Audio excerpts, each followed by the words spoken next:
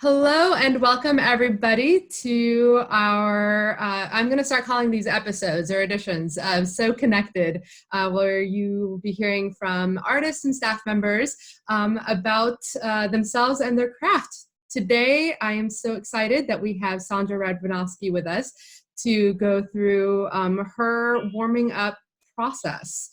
Before we begin, I want to introduce myself. I'm Alejandra Valerino Boyer. I am the Director of Programs and Partnerships at Seattle Opera. A couple of just housekeeping things. We will be able to have the opportunity for all of you to ask questions, and we'll try to get through as many of those as possible. I want to thank our donors and subscribers for all of your support of Seattle Opera. We certainly could not be here today without you, so thank you so much for your continued support. As I mentioned, my name is Alejandra Valerino Boyer, and I'm the Director of Programs and Partnerships, which is just a fancy title to say I get to oversee Seattle Opera's learning and community engagement programs. I am really excited to get to introduce Sondra to you all today. I will confess this to you, Sondra, I've been keeping it in to keep my cool. But I first heard you at Lyric Opera Chicago in 2006. I was studying at Northwestern and you were in Il Trovatore. And I think I'd gotten one of those cheap student seats, way up in the back. And Lyric, it's a huge Best sound up there though. Best sound up there. And it was just one of the most moving experiences of my life. And I remember it so clearly. Hearing you was just absolutely riveting and magical, and it was like when you see an incredible athlete perform at their best, right? I just remember thinking, oh my gosh, what is happening right now? This is incredible. So I am just honored to be here with you today. For anybody who does not know who you are in your career. Just a brief bio here about Sondra. She trained at the Metropolitan Opera as part of the Lindemann Young Artist Program. And from there, I think it was with the Tales of Hoffman, really, that kind of got you your big start in performing. Yeah. And since then, you've been off and running, performing at Royal Opera House, La Scala, in Zurich. You were just at Lyric Opera of Chicago again, doing Queen of Spades there. Oh, you? Yes. So your bio is long and lengthy, and I'm sure we'll get into some of it as we get through this process. And you, of course, are extremely well known for your Verdi roles. That's really kind of what has been your calling card. Yep, we see Lady Macbeth back there, and we'll and we'll get into that for sure. And I also want to make sure that we mention that you are now the recent co-host of a new show, Screaming Divas with soprano Carrie Altima. Yeah, so we will make sure to give you time to chat about that too. Oh my gosh, there's so much to say. And I, excuse me right now while I do this, I'm looking for a photo that I need to show for demonstration. So there, I forgot to put it up because, oh my gosh, I have coronavirus brain these days. Don't we all? I know. It has completely impacted the way that we all function. Notes, all of you. I just need to show you. Excuse me while I look down at my notes, but I am old-fashioned. I like notepads. So this is my whole speech, and thank you, Alejandra, for the sweet and sincere introduction. My gosh. It seems like ages ago that I was even on a stage, it seems like a whole different lifetime. And I know it's only a couple months ago, but so today we're talking about warming up and why we warm up. Well, actually, it's titled How I Warm Up. But, as I was going through this in my brain, how I warm up wasn't the most important thing, and I kept on coming to why I warm up and what, as an opera singer, as opposed to a pop singer or a country singer or a jazz singer or something, how specifically as an opera singer, why we warm up. And that to me seemed like, in a way, more important to talk about, why we do it. So what is it? What is warming up? And why do we do it? first and foremost, I want to say for me, warming up is a personal, very, almost like a religious experience. I am very private in that aspect of my life.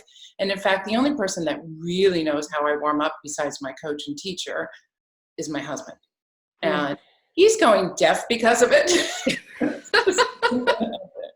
Because he normally, let us know where you are joining us from. I failed to mention that at the beginning, but you're with your husband in your home. Yeah, and I was just going to say, I'm in my music room, which is where I warm up now, and this is how it is basically. It's a pretty big room with pretty high ceilings. But my husband, when we're warming up, some of these rooms that we warm up in, they're like coat closets. And he's in there, and I'm going for some of these high notes, and his hearing, literally, you think I'm joking, his hearing is diminished because of this. Mine isn't, though, funnily enough, because the sound goes out here, not back this way. Interesting aspect. We'll get to that later. But as I say, it's a very private and a personal thing, warming up, because why we warm up? We want to know how our voice is doing on that day in that particular moment. And when we're warming up, we're very vulnerable because we're trying to figure out, okay, what are these two little muscles in our throat that are half the size of a pinky right here, like this? How are they doing? What are they doing? And our instrument is our body. This is, it's not like I can sit here at the piano and, bang on the keys, because the keys are, they're always there. Our body is how we make these sounds. And so if we are emotionally having a bad day, if we are physically having a bad day, for those women out there, that time of the month, your cords just go. If we have a cold, if we have allergies like I have right now with all this stuff starting to bloom, all of that affects these two little things in our throat right here that vibrate like that. So that's why I say we're really vulnerable. And sometimes when we're warming up, we make really atrocious sounds. I'm just going to put that out there. When we sing, we have to engage not just these two little muscles here, but all of these muscles, this whole apparatus here, our diaphragm, which is, right here, and the sound all the way down here into our back. It's a very physical thing just to produce that sound. And then when you go on stage and do all of these new productions, and I'm going to go to that photo that I was searching for, these new productions, because they want us to stand on our head and sing. And here's me from the last production that I just did. This is peak dom, and I was singing a high B natural at that point, leaned over the bed. So truly athletic. Yeah, truly athletic. Extremely athletic. And if you're not limbered up, and if you're not ready and warmed up like an athlete is, you're going to hurt yourself. Not just vocally, but in that point, physically. So I'm going over here looking at my stuff. We use our whole bodies. And on top of all that, in the pre-COVID-19 era, we were in a theater that is usually anywhere from 1,000 to 4,000 seats in this theater. We don't use amplifier. This is it. This is our microphone. It's right here in our body. So we have to project our voice into that 4,000, 2,000, whatever amount seat theater. And it has to ride over the sound of at least 100 instruments. Let's think about that. Who else does that? Nobody. Pop singers, oftentimes they just wake up and they go, nah, la, la, la, la. Okay, let's sing. We can't do that. So we have that aspect of it. And so many singers, we have to not just warm up those two little things, but we have to warm up our body before we sing. So a lot of singers, me included, we will do some physical, we'll do stretches, we'll do some cardio work before we sing. I do planks before I sing to engage that core that we use when we're singing. So this is all I do before I even sing one note. Now, as I'm getting older, because I'm 51 now, I've gone through menopause, the vocal cords change. And so they're not as elastic as they were before. They're not slapping together like they used to want to slap together. The voice changes as we get older. And so I now have to do 2 warm-ups on a performance day. I will do one earlier in the morning to kind of just gently, okay, is that working? Are those 2 little cords phonating? And just do some little gentle warm-ups. And then when I get to the theater, I'll do another warm-up around a half an hour and give it a little more, as we say, welly, give it a little more strength into it, just to see, okay, how's that going? Do you do any physical exercises, Sondra, for that as well, or is it just all part of what you do as part of your warm-up technique? Yeah, I do planks, which I said before, which are modified, doing this. Why do I do that? If we imagine this is our body, our core is right here. To do a plank properly, you have to engage that core to keep yourself flat like this.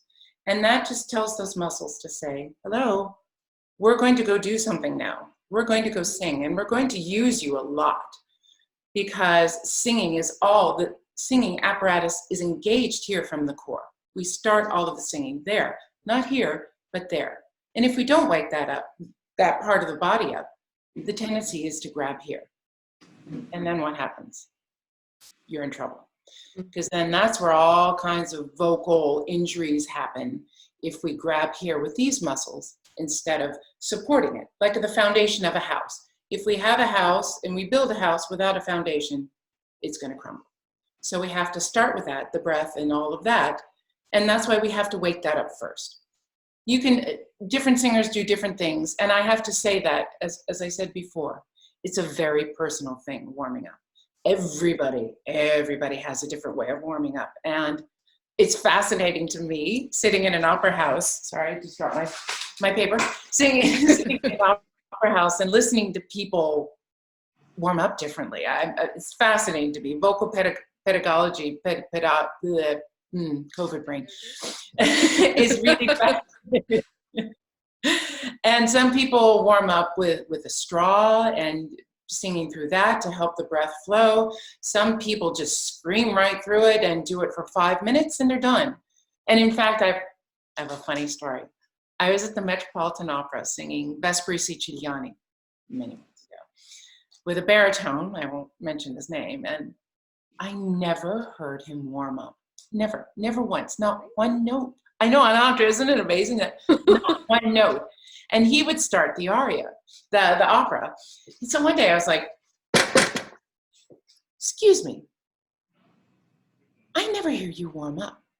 And he says to me, well, Sondra, they don't pay me to warm up. Oh. But honestly, I know it sounds funny, but I'll get the name from you later. Yeah. So my next thing to say is, well, what would happen if we don't warm up? And I think it's a very good question, and I'm asked it a lot. Imagine a rubber band, and you're pulling this rubber band, and you pull it too hard. What's going to happen? It's going to snap. And that's kind of what the vocal cords are. They're very fragile. These are very small little muscles that if we abuse them, they're going to push back, and they're going to say, mm-mm-mm. So warming up is, for me, I start very slowly when I do it. It's not like I'm just going to go 100% when I start to warm up. And I think that is because we need to gently remind them when we start warming up to say, hello, we're going to now start to sing. Are you going to come with me or are you not? And it's true. We have to gently massage those muscles. And that's what vocalizing and warming up is doing. We're just massaging them at first. And I've heard so many singers at a theater warming up right before a show, just banging on the voice. And it's funny because those are the singers halfway through the show, they're struggling, And I think that we have to prepare ourselves, not just physically, but then here's another aspect of it, mentally. And what we do, it sounds so easy, we're going to go stand on stage and sing an opera or sing a recital or whatever. But a lot of people deal with anxiety and they deal with fear, not just of going out on stage, but fear of, is this all there? Is it all going to work? And me as well. I dealt with vocal surgery. When I was a child, I had pneumonia. And when they intubated me, it nicked one of my vocal cords.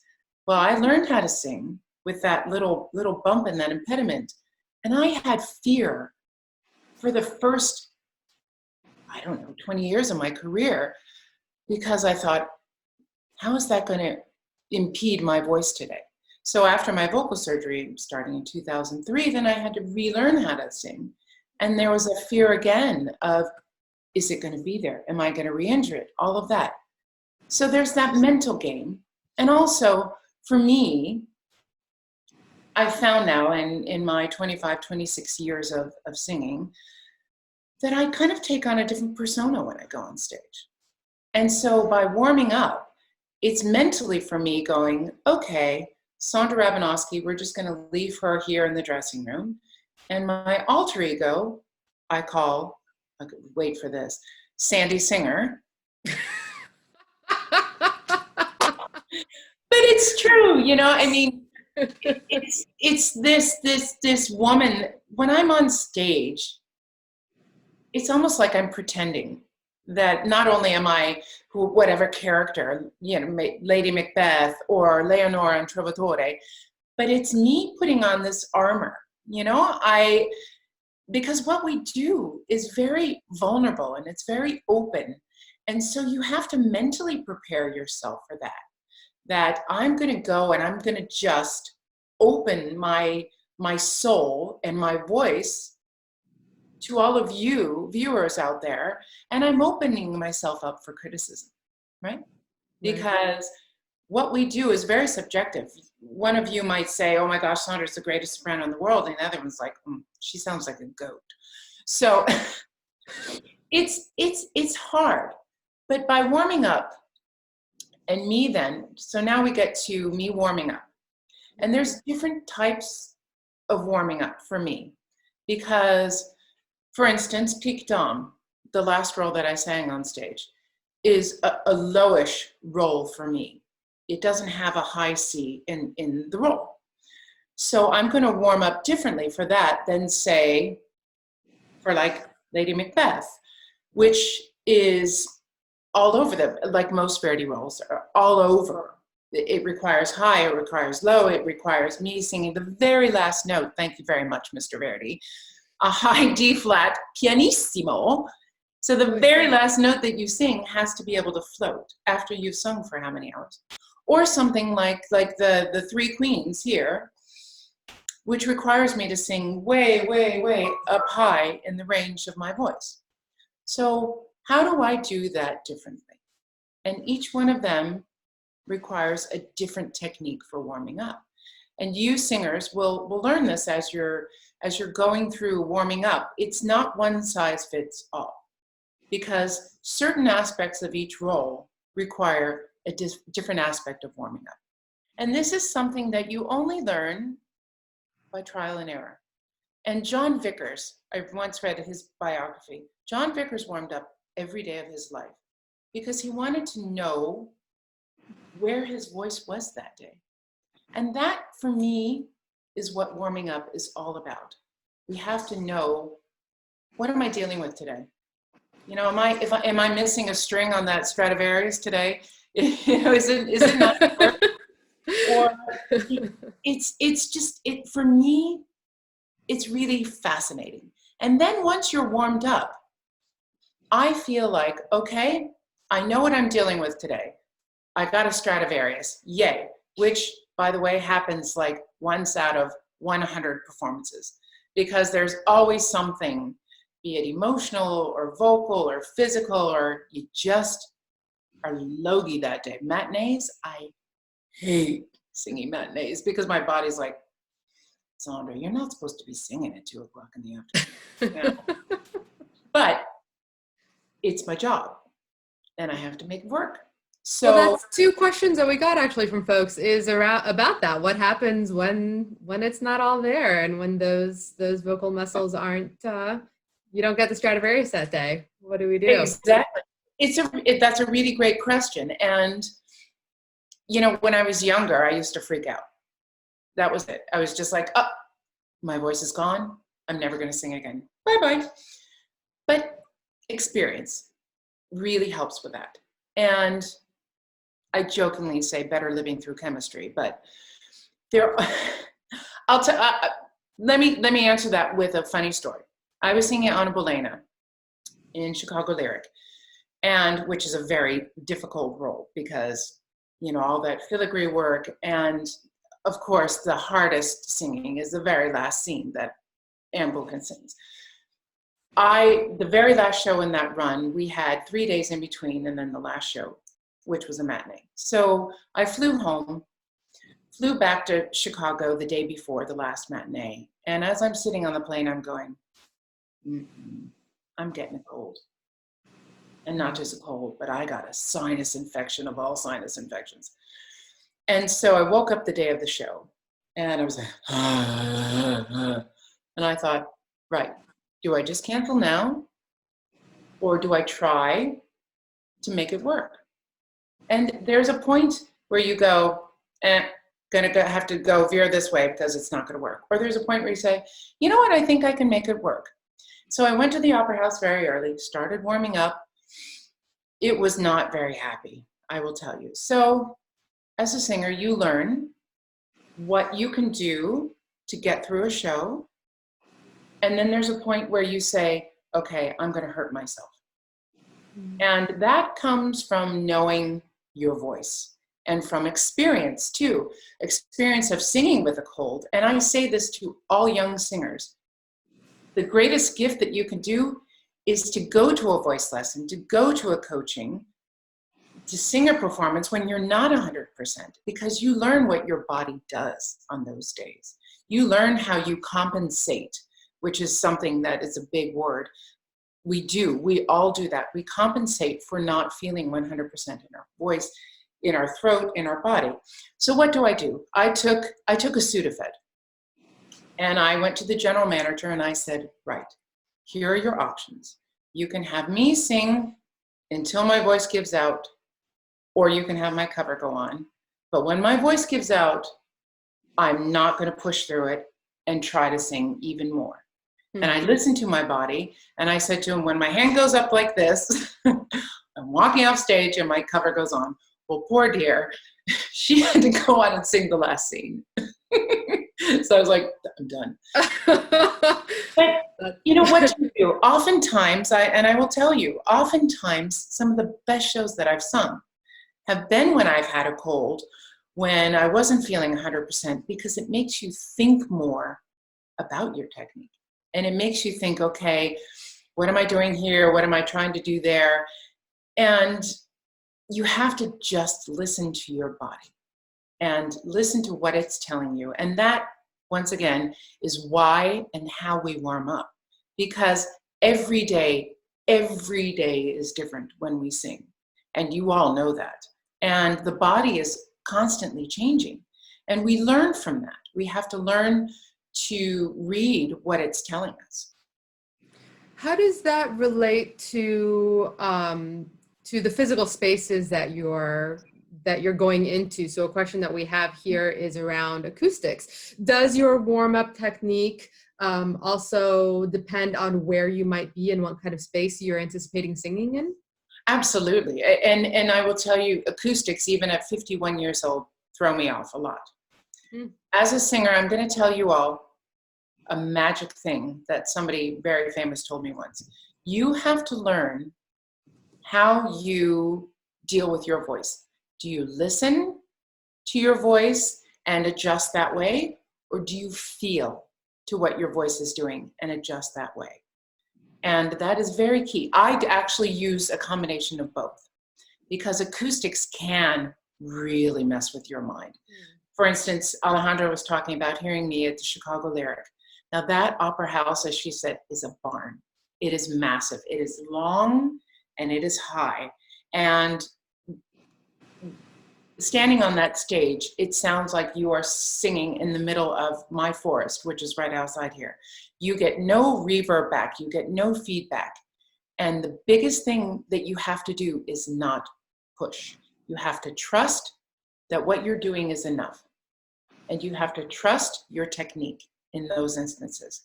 Because then the opposite side of that is warming up. For instance, in Chicago, you're warming up in your dressing room, which is fabulous acoustics. It's nice and, sound that bounces around. And then you walk on stage and you go, I just lost my voice. It's true. And listen, I've been a victim of that very recently on the stage of the Lyric Opera.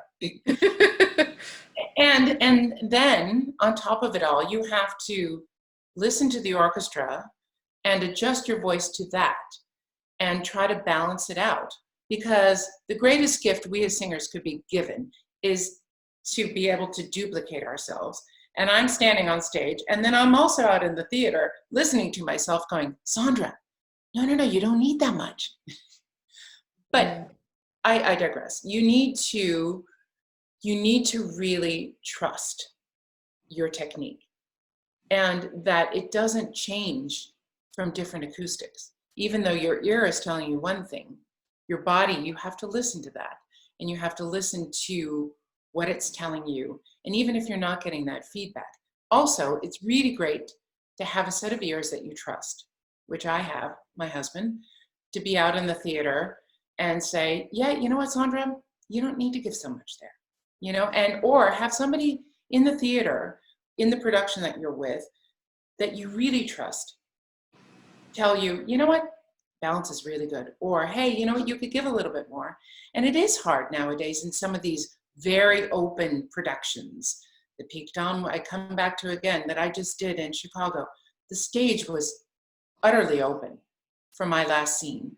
And I'm turning around and running around on stage, and I'm questioning, is that enough sound? Because Tchaikovsky orchestra and Wagnerian orchestra is a lot bigger, thicker, heavier than a Donizetti or a Verdi orchestra. Now, do I change my vocal technique for those two?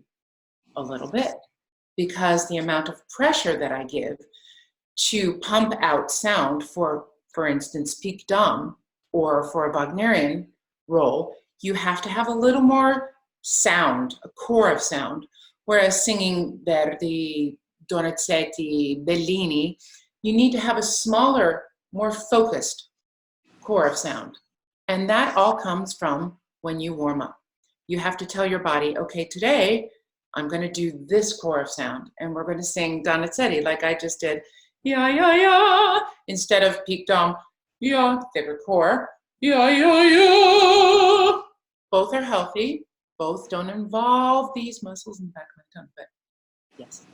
That was a long-winded answer, sorry. No, but it's great. No, it's a fantastic answer. I mean, I think really at the core of what you're saying, again, is back to trust your technique with your example of singing at the Lyric, right? The experience is different on the stage, but what the audience hears is totally different too, right? Because what comes out on in that theater is glorious. Yeah. And also the danger of listening to yourself as a singer, and those of you that are not singers that are out there, I will tell you, when we start to listen to ourselves, imagine, as I said to you, my husband is going deaf because all that sound coming from my mouth is going to his ears. I'm so sorry, Duncan. But when I'm singing properly, the sound is going this way, right? It's not hurting my ears. And that's why a lot of singers aren't deaf, because the sound is all in front of them. When we listen to ourselves, we're pulling that sound back so we can hear it in our ears. Which then what happens? The sound actually becomes smaller because your tongue is going back, you're listening to yourself. And that's the danger when you're singing in these different acoustics. You start to listen to yourself. And the sound actually becomes smaller because when I'm singing right, I sound like a little gnat that's kind of flying around because the sound is all out here. It's not going into my eustachian tubes and into my ear canal. It's going forward. And therefore, it's further away from my ears. Interesting. Which is not what you would expect. No, and it's very unsatisfying for me as a singer because I want to make this ooh, sound, and then my husband goes, or my teacher goes, Sondra, stop. Well, we're coming towards the latter part of our conversation here, and there are lots of questions, which is exciting. We'll dig into some of these and try to answer as many as we can. Was there anything else, though? Yeah, before we dig into those that you want to go through as part of your process? Well, I just wanted to tell all of you, too, that on social media, on Instagram, on Facebook, on Twitter, on Screaming Divas, the YouTube channel that we have, it is me that answers all the questions. I don't have some PR person or social media person. It's me. So if you do have questions for me, please feel free to write me there. It might take me a little while to get back to you because right now Screaming Divas is all encompassing, and learning this role here is all encompassing. But I do write back. And I just want to say to all of you out there that aren't singing or struggling to find the inspiration for singing, just know that you're not alone. And, I get emotional. It's tough times. And we as singers are so related to our emotions. And what we do is very emotional. But we need all of you to get back to it because we are going to be back. I know it. It's just a bad day today. And it's emotional. But we need all of you, and we need all of you to keep music and opera alive and thriving because we are supporting so many people with our art and with our voices. So keep it up. I'm starting again because of all of you and because of all of your comments that you've given me. I feel the inspiration to sing again, and hopefully I've inspired you all to get back to it. Silly soprano.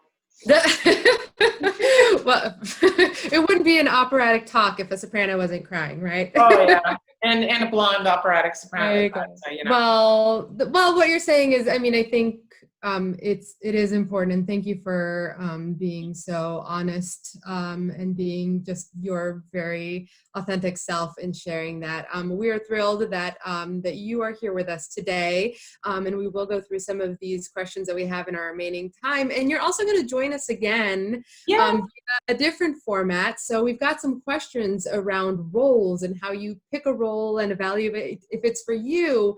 So we'll dig into some of that in the video that you're going to do for us, which is around role preparation, specifically talking about Lady Macbeth over there. So we'll get to some of those questions in that video for sure, which is exciting. Yay, it's exciting for me too and scary. Oh, I bet. It's a grown-up role, like the Lady Macbeth. One question we had come in is about endurance, which how does the endurance needed for a role that you're taking on for an opera? How do you change your warm-up process? Because you talked about modifying your warm-up to fit the role. Does endurance come into that? Well, for sure. I think all the roles that I sing now are pretty long. Norma, for instance, let's talk about Norma. Norma is a role that I'm not singing anymore, and that's one of the reasons why, is because it takes so much from me physically and vocally, and it is really like the Mount Everest of soprano roles. So how do you build up that endurance? Well, stamina is something that comes just from like athletes. It comes from repetition, doing it right, doing it frequently, and doing it long enough that if I can sing for 3 hours, then I can do a full opera. Right now, I wouldn't even consider singing a full opera because I haven't been singing for 2 months. And that now, just like an athlete, like these poor people, the athletes that aren't going to be performing at the Olympics, like one stream break. They're going to have to go and they're going to have to train all over again. So it is easier for me, and probably you all notice this, the more you sing, the more your stamina and your endurance is there. So it's a gradual process, and we have to start now right back from beginning. I'm going to start singing probably only 10 or 15 minutes very easily today. Tomorrow I might do 15 or 20 minutes.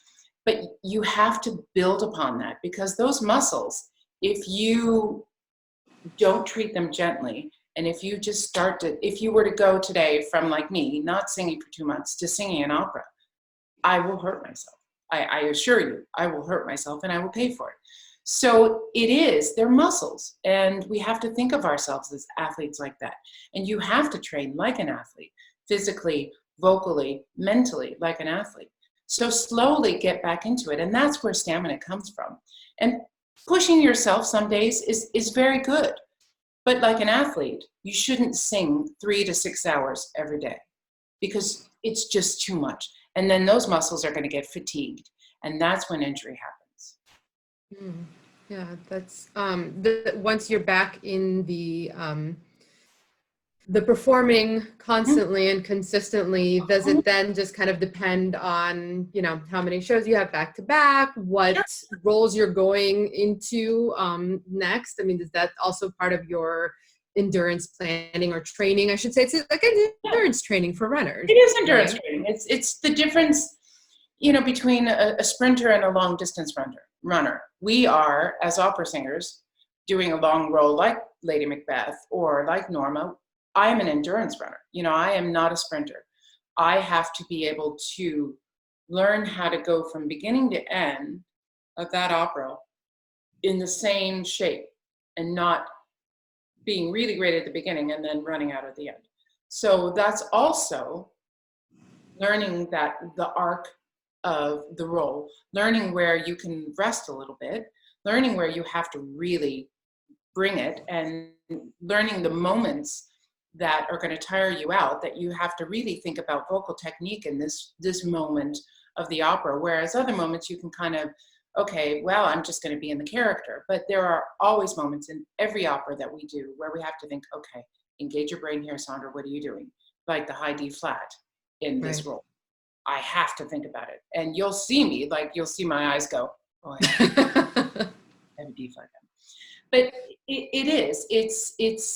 it's endurance. And I also think when I'm doing a run of performances, I have to think, okay, how taxing is this role? And how many days do I need off between? How much can I do on those days off in between? Can I do 5 interviews that day and not tire myself vocally? Because speaking, actually, I find tires me out more than singing properly. And we have to think about these things. And a lot of young singers haven't had to experience this yet.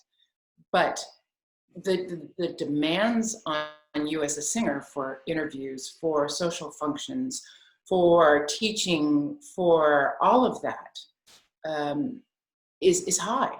And I don't go to a loud restaurant the night before a performance because it's fatiguing. And that is all part of being an athlete as well. You wouldn't see an Olympic athlete going out and partying it up the night before their big performance, their big competition. And we, as athletes, as singers, have to think the same way. And speaking of that, the not fatiguing yourself throughout the day, throughout a run, where then do you find the time to work on music? So if you're singing one role and you're learning another, how do you fit that into that process? I take here, I'm going to give you my secret. I take the score, I put it under my pillow. If only. If only. It's a problem. It really is a problem. And that, once again, I said that I learned how about my technique and how I learn. Do I listen to myself? Do I feel it? We learn how, very important thing is you singers have to learn how you learn. And some singers can be singing Wagner and learn the 3 Queens at the same time, and it doesn't bother them.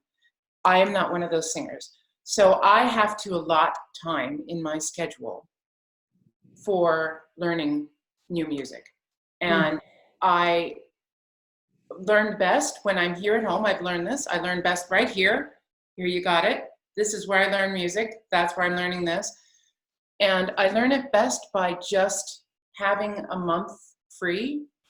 And yes, by having a month free, I'm not making money in that month. But I feel that I learn it more deeply and better prepared when I take that time to really sit here at home for a month. And I start well before that month with the translation of it, learning the music, listening to recordings of people to hear the orchestration, to hear how certain sopranos deal with the role. And then I take that recording and put it away because I don't want to imitate.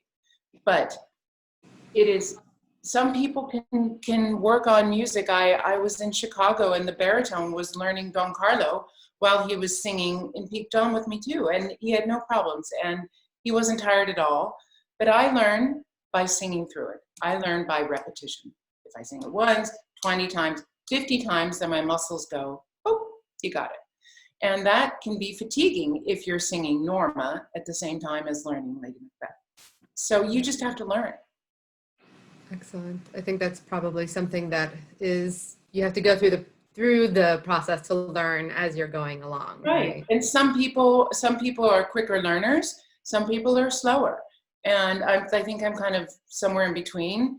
With Russian, I'm really slow because I don't speak it. But with Italian roles, and especially with a new Verdi role, I mean, I understand the language of Verdi because I've done so much Verdi. And it kind of, I understand how it's going to go and where the line is going to be. And I speak Italian. So that's all time savers for me. But people that don't speak the language, learning a new role, or it's a new style or technique, it's going to take a while to get in there and to get in those muscles and for them to go, oh, I see what you want me to do. And that's what coaches and teachers are for too, to help guide you in those directions. And some people lean on coaches and teachers more, and some people can learn it all by themselves. But it's self-discovery, and that's what I tell a lot of young singers. Is self-discovery. Take the time, learn how your voice works, learn how it functions, when it's healthy, when it's not healthy, how you learn, all of that. Sitting right here at the piano, I can't tell you how many hundreds and thousands of hours I've spent on this extremely uncomfortable piano bench learning about my voice, because ultimately you as the singer are up there doing it by yourself. Your teacher can't come with you. Your coach can't come with you. You have to do it on your own, and you have to figure it out. Right. That's extremely valuable and important and scary, and a little scary probably. It's a scary moment as a singer, and I remember that exact moment when my teacher said, no, I'm not going to come warm you up for that show. You've got to figure it out. What? Oh, what? But it makes you a better singer. Those of you who are going to stay on, we'll take just 5 more minutes or so and try and get through some of these questions, if that's all right. We'll kind of do them. I'm like tempted to do a fire. Rapid fire. Thank you. That's the one. To see if we can get through some of these. Okay. Will you ever sing any Wagner? No. Okay, done. Is it important to wear a costume for warm up, especially a wig? That's kind of an interesting question. For me, no. Unless it's a very restrictive costume, like Queen Elizabeth I, which was over 55 pounds and extremely corseted. And I had prosthetics on my face, which got in the way of singing a little bit. You had to get used to that. But a wig, no, I don't. A hat, no, that's a different thing. Singing with a hat. Speaking of acoustics and changing the acoustics, hats really do change the acoustic because you're covering your ears a little bit. But no, or unless you're, or Swarangelica, if you're wearing a nun's habit, that can change. But no, not really. Speaking of the queens, of the 3, do you have a favorite?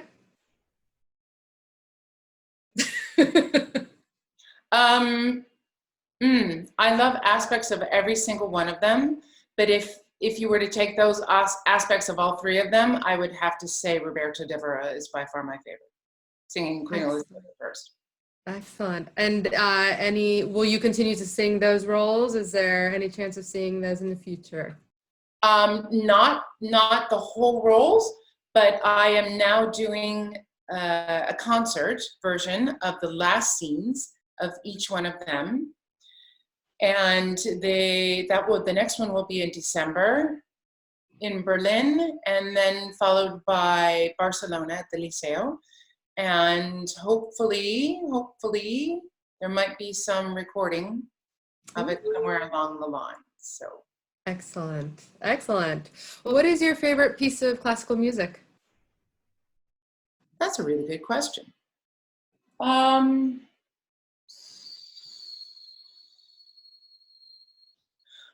I love the Barber Adagio for strings when I'm sad.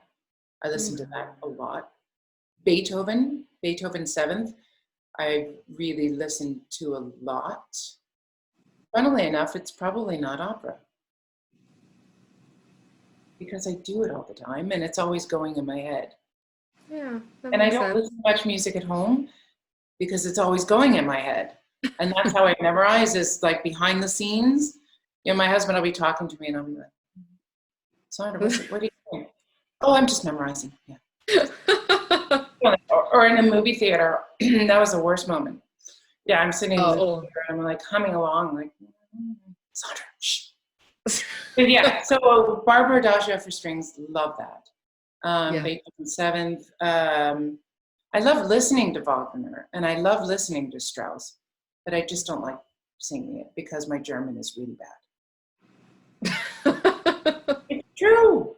It's true. Well, it's good to know your strengths and your not so strengths.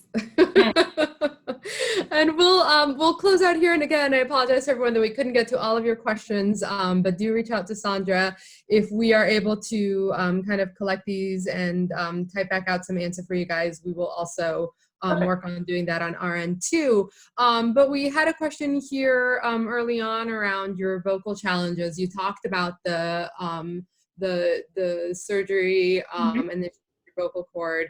Would you count that as the biggest vocal challenge, or were there some others that you had to overcome as you've gone on through your career? That's a very good question. Whoever submitted that, that's a very good question. Probably that was the hardest to deal with, because not just vocally, but emotionally, because you go into surgery thinking, when I wake up, am I ever going to be able to sing again? What if the doctor had a bad day or coughed when he had that little laser in his hand and completely ruined my vocal cords, which has happened to quite a few people, Julie Andrews, things like that. But the hardest, also getting older is really a challenge, because it's not a one-time thing with the surgery. It's a daily progression of the voice changing and going through menopause and the hormones changing. And you don't know what it's going to be like from day to day because your hormone levels are changing. That has been really difficult for me as well. And nobody really seems to want to talk about it because it's a bit of a taboo thing. But we women all go through it, and female singers all go through it, and it changes the voice one way or another. I'm not going to lie. And I unfortunately started going through it right when I was singing the Three Queens at the Metropolitan Opera. Oh my gosh. Wow. What a time to go through that. Yeah. So that was really going through menopause has been probably for me a bigger challenge than the vocal surgery, because once I woke up from the vocal surgery, I knew that I was okay. I just had to take then the time to rehabilitate my voice. Like any athlete that has torn a rotator cuff or has had to have surgery, you have to slowly rehabilitate it and then see how it's changed afterwards. But that was a joy for me, because it was, I have a voice that does what I wanted to do now. And that was thrilling. And it was like having a brand new shiny new toy to play with. Like, oh, wow, it does that now. Because I learned how to sing with this impediment all my life, and then to have it taken out. But vocal surgery and vocal injuries are a real thing, and a lot of singers don't talk about it, but a lot of singers have had it. Yeah. Well, I'm sure it's a scary thing Yeah. to actually name out in the world. Yeah, and your Yeah, go ahead. personality, you as a singer, I mean, for me to take the singer out of Sondra is really hard, because we identify as not only a singer, but as a person. Right. Through your voice. You know, I don't know if I could be anything else at this point in my life, because I am a singer through and through, and my voice is me, and I am my voice. So. Well, thank you for bringing your whole self into this conversation, and for sharing so much beyond your warm-up process. I know that's where we started, but we certainly Well, I hope dug it was deep. helpful, and I hope this is what you all wanted to hear about warming up, because I thought, yeah, I can go through and I can warm up for you and you guys can listen to it. But I thought more the why and the preparation mentally and physically that we do, as opposed to just having you listen to me warm up. I mean, that's, eh. Well, thank you so much. This has been absolutely wonderful. It's been an honor, delight. Thank you all for joining at home or wherever you might be right now. We hope you'll continue to join us for our So Connected chats. Thank you so much. Stay well and be safe. Thank you. Bye. Bye, everyone.